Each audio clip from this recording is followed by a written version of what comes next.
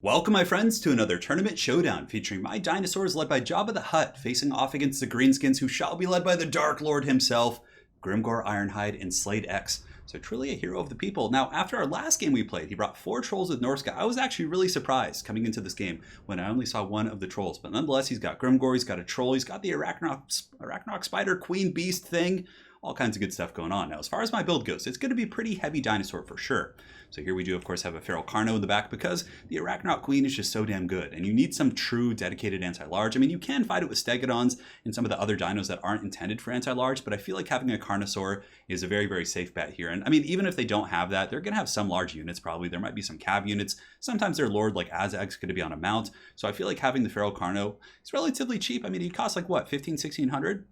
I think is a really safe bet. And how much HP? He's got 5.6, and let's take a look at the Queen real quick. So the Queen has 6.8. Yeah, so the Arachnoc Queen probably in a vacuum would win, but still having that punch with the support of Jabba the Hutt, definitely very solid.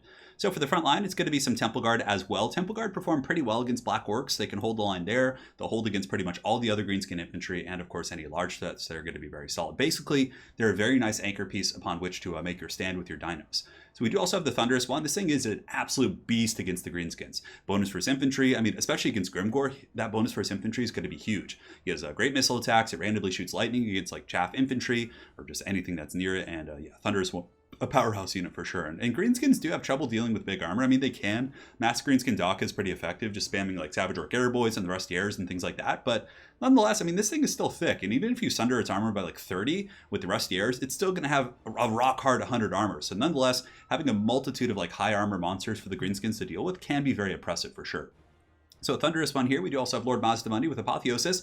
I bring him because Arcane Unforging is so good here. So for example, if I'm able to cast Arcane Unforging on Grimgor before the fighting starts, he won't be able to use his Wa. So it can force out your opponent's Wa early, and it does damage. And of course, Apotheosis and Nets are both very, very good abilities. Plus he's got Banishment, Ruination of Cities, all kinds of good stuff.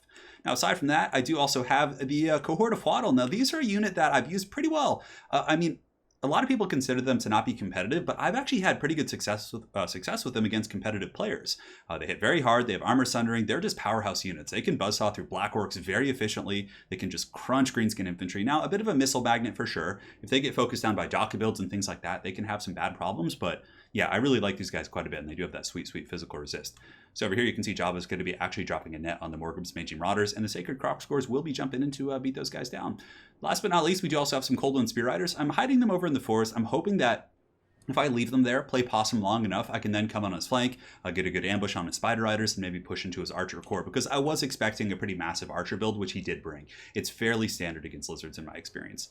So that's pretty much it for my build. I do get the net over there, but I don't end up getting that much damage, so we won't be focusing on this. I think I get like maybe like 10 models or something, and they get away. So sneaky little goblin, sneaky gets. So for his front line, it's going to be goblins across the entire front line, so mainly chaff. He's got Grimgor Ironhide coming in without any Black Orc escorts. A bit of a dangerous move there for sure. He's got an Orc Shaman with Foot of Gork, which is very solid actually. It's good against my cab unit. It's also quite good against my Temple Guard if I'm blobbing up with a dinosaur. So I love this pick here from Slade, and he does also have the There we go.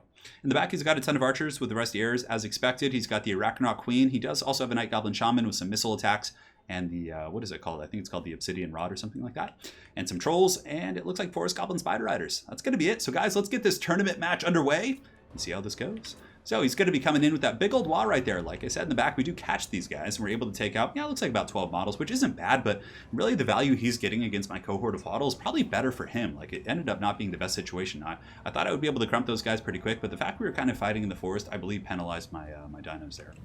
So we're going to be falling back a little bit here, trying to deal with his skirmishers, and Grimgor is going to be coming in pretty hard. He's just beelining. So we're going to be getting Jabba the Hutt, sending him forward here in a moment to cast Arcane Unforging on Grimgor Ironhide, and then from there we're going to get ready to engage. So the Cohort of Waddle is going to be pulling up to engage in the front line. I'll basically just be getting some skin cohorts with their javelins, which are a very good counter skirmishing unit, and sending them back here to deal with the Morgrim's Manging Marauders. Just throwing some javelins, it will fend them back, but look at the damage he's getting on the Cohort of Waddle. Very, very punishing stuff for sure, so very well played to my opponent.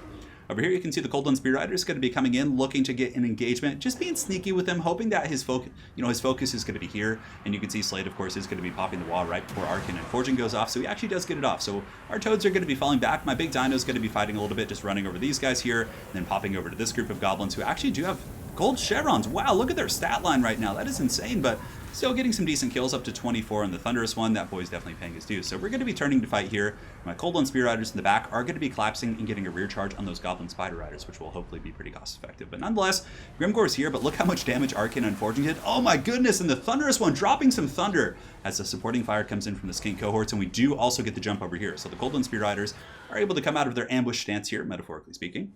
You get a pretty good jump on the Cold One Spear Riders, which is really good because these guys were kind of their duty here was to defend this flank. So now we're going to be able to collapse inward on the archers and hopefully get some good value. So back in the main fight here, you can see the Queen is going fisticuffs with my T-Rex, but I do have Shield of the Old Ones, and the Sacred Crocsgores are just taking these goblins to freaking Pound Town.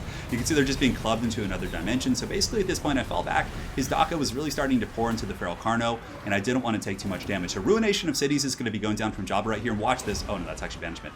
And it gets some okay damage on the Rusty Errors, but actually not as much as I thought. There is a Ruination coming this game, which actually ends up doing a lot of damage, and that's what I was thinking of. But right here, Grimgor Ironhide's tanking like a champ. You know, he's going in there, getting knocked over by the Feral Carnosaur, but basically, we're just going to be getting the Thunderous one and just thundering all over Grimgor's face. So he does have Sneaky Stabbing and Foe Seeker, but he's just getting knocked over, taking a ton of damage here, and it's looking pretty scary for him. However, in the back line, Slade does get a pretty nice catch here on my Cold One Spear Riders. He's able to get his cab units, these Forest Goblin Spider Riders, hot on the pursuit of these guys, and also he does have some big units here. I think some of the Trolls are coming in, so he's probably going to be able to kill these guys and cut them off, which is a pretty tough situation. But nonetheless, Grimgors are really just getting pounded here. If you guys take a look, you can see Grimgor's in a ton of trouble. I also pull in the Cohort of Waddle because I figured this was a good area to fight. Yes, I will be taking the forest penalty most likely if I'm fighting like in the pitch of these trees, but I'm also able to kind of avoid some of the missile fire from the Daka build in the back.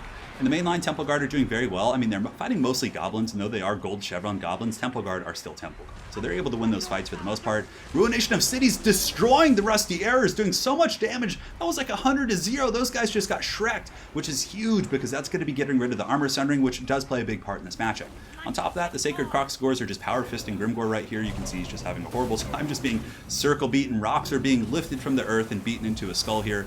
And Grimgor is probably going to be going down or running off the battlefield one or the other as he is broken with 5 leadership. On top of that, we do also get the Orc Shaman, so the T-Rex here, the Feral Carno, is able to get on the Orc Shaman, and I do take a ton of damage, despite the fact we did get the Rusty Errors here. You can see that the Archers are doing a metric ton of damage against the Thunderous one, so I do use Jabba's Apotheosis to kind of heal that guy up, and Grimgor is power-fisted there by the Cohort of Flotto, so definitely not fun for him.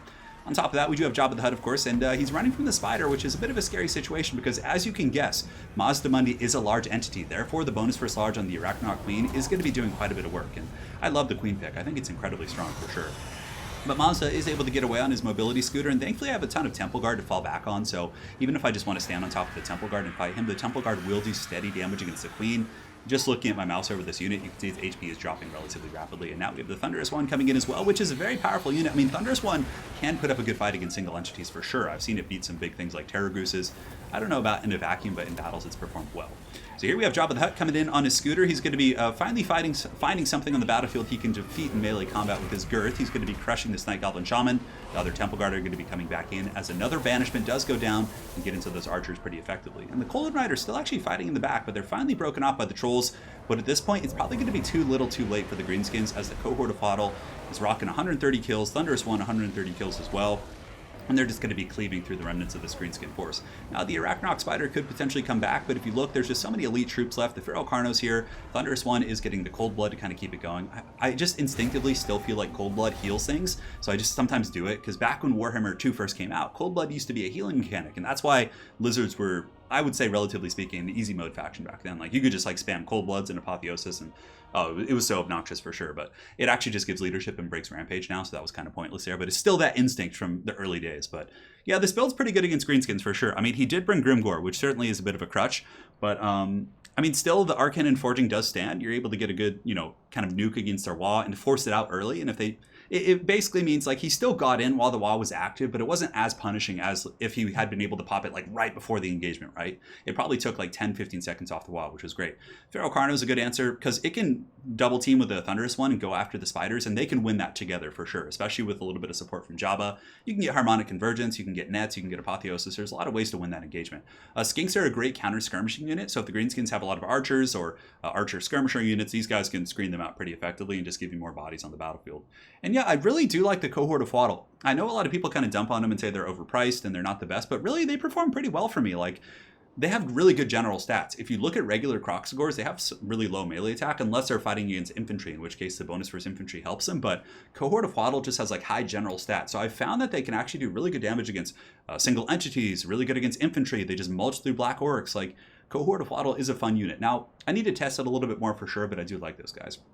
And Slade, of course, a true hero of the people. I mean, Grimgor Ironhide coming in with Trolls and the Spider. I thought the core of the build was very strong, of course. I think the Spider's a great pick. I think the Archers are a really, really solid pick as well. I am a fan of bringing like 1 or 2 Black Orcs, like just to kind of anchor your front line and be immune to psychology. And they can actually trade effectively with Temple Guard.